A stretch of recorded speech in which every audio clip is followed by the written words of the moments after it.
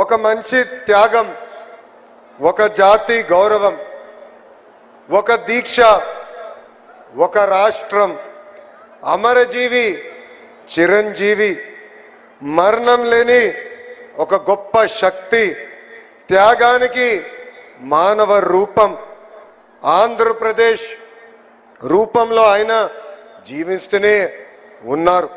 అమరజీవి పొట్టి శ్రీరాములు గారి 121 జయంతి రోజున 58 అడుగుల విగ్రహ రూపమే ఆయన జన్మిస్తం జరిగింది. ఆంధ్రప్రదేశ్ ఆత్మగౌరవం ఈ స్టాచ్యూ ఆఫ్ సాక్రిఫైస్. దొండి రాకేష్ వచ్చి నా దగ్గరికి వచ్చి, అన్న విగ్రహానికి ఏం పేరు పెడితే బాగుంటుందని ఆయన నన్ను అడిగారు.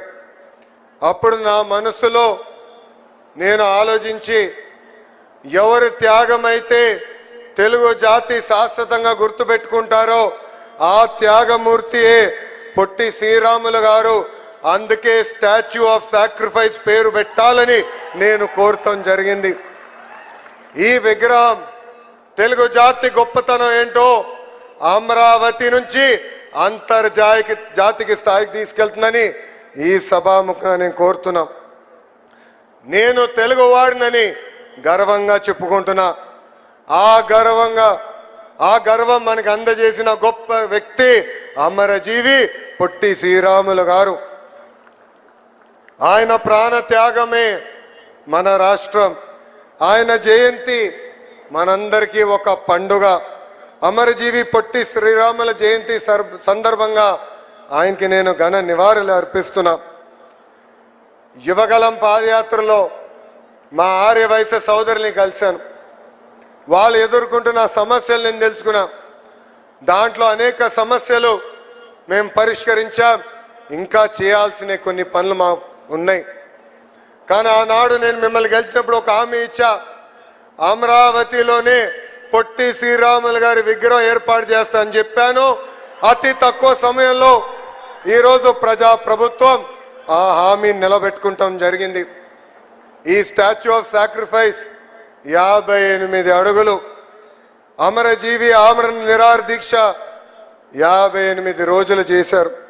ఆంధ్ర రాష్ట్రం ఏర్పాటు కోసం ఆయన త్యాగం మనకు ప్రతిరోజు గుర్తు పెట్టుకునే విధంగా ఈరోజు ఈ విగ్రహం ఏర్పడింది.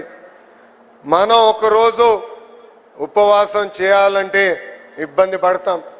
అలాంటిది తెలుగు ప్రజల కోసం, తెలుగు జాతి కోసం ఆయన దీక్ష చేశారు. ఒక రాష్ట్రం ఏర్పాటు కోసం 58 రోజులు ఆమరణ నిరాహార దీక్ష చేసి త్యాగం చేసిన గొప్ప వ్యక్తి పొట్టి శ్రీరాములు గారు. ఈ చరిత్ర భావి తరాలు గుర్తుపెట్టుకునే విధంగా ఈరోజు మనం ఇక్కడ విగ్రహం ఏర్పాటు చేసుకున్నాం.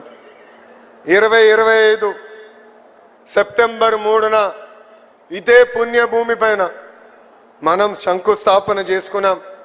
కరెక్ట్గా 194 రోజుల్లో మొత్తం భారతదేశ ఆశ్చర్యపోయే విధంగా ఈరోజు పొట్టి శ్రీరాములు గారి విగ్రహం ఈరోజు మనం ఆవిష్కరించుకున్నాం.